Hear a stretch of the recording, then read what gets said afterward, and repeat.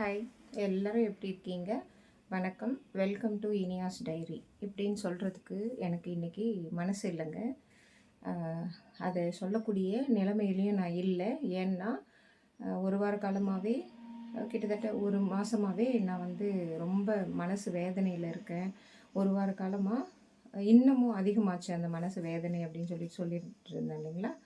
காரணம் 3 பப்பீஸ் காணாமல் போயிடுச்சு. நிறைய நாய்களை இன்றைக்கி நம்ம இழக்க போகிறோம் அப்படிங்கிற அந்த எண்ணம் தான். அந்த இழப்புகள் ஏன் ஏற்படுது அப்படிங்கிறத ஒரு சின்ன ஷார்ட்கட்டாக நான் சொல்கிறேன். ப்ரீஃப் வீடியோ நான் போடுறேன், கண்டிப்பாக போடுறேன். அதுக்கு முன்னாடி நம்ம ஒன்று தெரிஞ்சுக்கணும். இந்த ரேபிஸ் எல்லாம் எப்படி வருதுன்னு சொல்லிட்டு ஒரு டாக்டர் அழகாக சொல்லியிருந்தாங்க. டாக்டர் தான் சொல்கிறாங்க, பிபிஎஸ்சி டாக்டர் தான் சொல்கிறாங்க. இது சயின்டிஃபிக்கலாக உண்மை.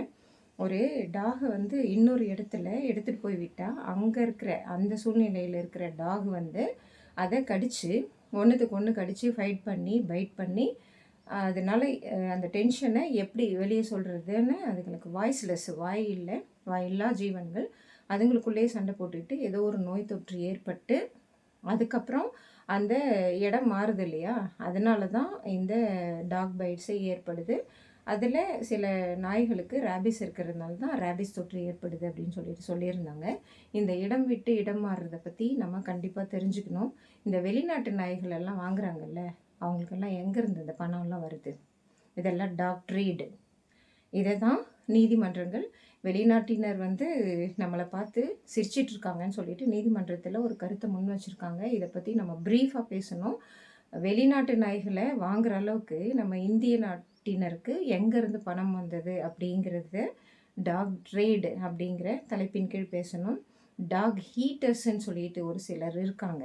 இந்த டாகு, இந்த கவ்வு, எந்த விலங்குன்னு கிடைக்குதோ, இந்த போதை மருந்தெல்லாம் நேற்று சொல்லிகிட்டு இருந்தேன் இல்லைங்களா, டாக் ஹீட் பண்ணுற அந்த படுபாவிகள் இருக்காங்க.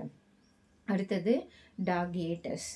இவங்கெல்லாம் ஒன்றுமே தெரியாமல் ஏதோ வாய்க்கு வந்ததை பேசிக்கிட்டு சமுதாயத்தில் ஒருத்தருக்கு ஒருத்தர் பேசிகிட்டு இருக்கணும் அப்படின்னுட்டு போகிறவங்களும் உண்டு. நேற்று அதே சமயத்தில் எய்ட்ஸ் பற்றி ஒரு விழிப்புணர்வு கொண்டு வந்தாங்க.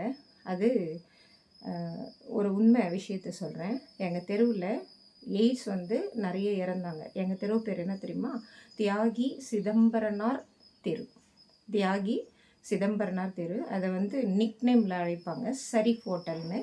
என்னுடைய தந்தையார் மகாசக்தி ராஜகணபதின்னு சொல்லிட்டு ஒரு கோயிலை, பிள்ளையார் கோயிலை ஆரம்பித்து அந்த ஷரீஃப் ஹோட்டலுக்கு பக்கத்தில் இருந்த ஒரு சாராய கடையை இந்த மது குடிச்சிட்டு இஷ்டத்துக்கும் சமுதாய ஒரு பின்னணி இல்லாமல் அந்த சமுதாய சீர்கேடுகளை செஞ்சிட்ருக்காங்க பாருங்கள். அதில் ஒரு சமுதாய சீர்கேடு நடக்க முடியாததுக்கான ஒரு விழிப்புணர்வை ஒரு கோயில் மூலயமா செஞ்சார். இதை பற்றியும் நம்ம பேசணும். இந்த மது ஒழிப்பு அப்படின்னு சொல்லிட்டு அந்த எய்ட்ஸ் பற்றி சொன்னேன் இல்லைங்களா, எய்ட்ஸ்னால இறந்தாங்க அப்படின்னு சொல்லிட்டு. இதெல்லாம் கள்ளக்கடத்தல்னு ஒரு டைட்டில்லும் வருது. இந்த கள்ளக்கடத்தல்னால்தான் நிறைய காசு வந்தது. இங்கே ஏழையாக இருப்போம், கள்ளக்கடத்தல் செஞ்சு நிறைய காசு, அது ஒரு ட்ரேடு. இதெல்லாம் நடக்குது, இந்த உலகத்தில் நடக்குது. இதெல்லாம் பேசக்கூடாதுன்னு நினச்சேன். ஆனால் ஒரு டாகு, ஒரு உயிரினம் நம்மளால் பாதிக்கப்படுதுன்னும் போது இதெல்லாம் பேசாமல் இருக்க முடியல. இந்த கள்ளக்கடத்தல் பண்ணி உடல் உழைப்பு இல்லாமல் ஏதோ காசெல்லாம் இருக்குது. அந்த திமிரில் கண்ட அந்த எங்கள் தெரு பின்னாடி ஏரிக்கரை இருக்கும். அங்கே காசு கொடுத்தா என்னென்னாலும் பண்ணுவாங்க லேடிஸு. அந்த லேடிஸை பயன்படுத்திக்கிட்டு அவங்களுக்கும் நோய் தொற்று, இவங்களுக்கும் நோய் தொற்று. எங்கள் வீட்டு பக்கத்துலேயே நிறைய பேர் இறந்துருக்காங்க. இதை பற்றியும் நான் பேசணும்.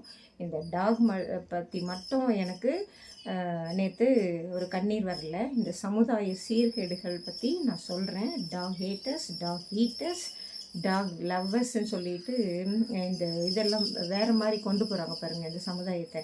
இந்த எய்ட்ஸ் இறந்தவங்களில் ஒருத்தர், அந்த எய்ட்ஸ் வருதுன்னு சொன்னேன் இல்லைங்களா, அந்த பொண்ணுங்கக்கிட்ட கூட்டிகிட்டு வரும்போதோ இல்லை ஏதோ பண்ணும்போதோ அந்த தெருவில் இரவில் தான் அதெல்லாம் பண்ணுவாங்க. கள்ளக்கடத்தல் பண்ணுறது எல்லாமே இது தான் பண்ணுவாங்க. அந்த நாய்கள் குலைக்கிறதுக்காக நாய்களை சாவடிச்சிருக்காங்க எங்கள் தெருவில். அதே எங்கள் தெருவில் இருக்கிறவங்க எல்லாருமே சொல்லுவாங்க, இது உண்மை கூட. தியாகி சிதம்பரனார் ஸ்ட்ரீட்டில் அந்த தெருவில் டாகை சாகடித்த உங்களோட ஒரு பிரதர் தான் எங்கள் தெருவுலேயும் எங்கள் நாய்க்குட்டிகளுக்கு இன்றைக்கி எங்கள் தெருவில் நாய் இல்லை, எந்த நாயும் இல்லை, விஷம் வச்சு கொல்றதுக்கு காரணமாக இருந்தவங்க. இதுவும் உண்மை. இதை தான் நான் சொல்ல வரேன். இந்த டாகை சுற்றி எத்தனை சமுதாய சீர்கேடுகள் நடக்குதுங்கிறத நான் சொல்கிறேங்க. அவ்வளோ வேதனையாக இருக்குது. எல்லாரும் இந்த மனிதர்கள் செய்கிற அத்தனை தப்புக்கும் பலிகடா டாகு. அதை நான் சொல்கிறேன், விரிவாக சொல்கிறேன். தேங்க்யூ.